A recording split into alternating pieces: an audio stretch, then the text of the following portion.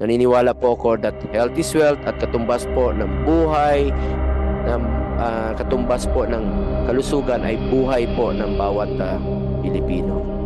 Sa PhilHealth naman po, gusto lang natin marinig ang inyong updates sa inyong ginawang reforma. Ano na ho bang plano ninyo sa 2025?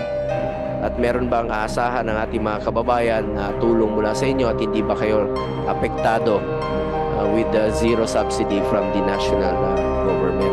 At yung commitment ninyo na expand yung benefit packages, increase case rates, at yung inyong sana tumaas yung inyong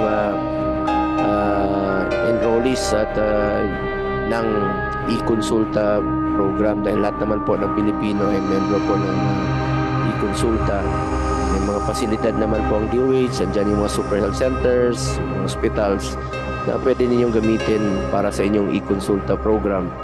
And then lastly, kumusta na rin po yung how about yung mga due ninyo sa mga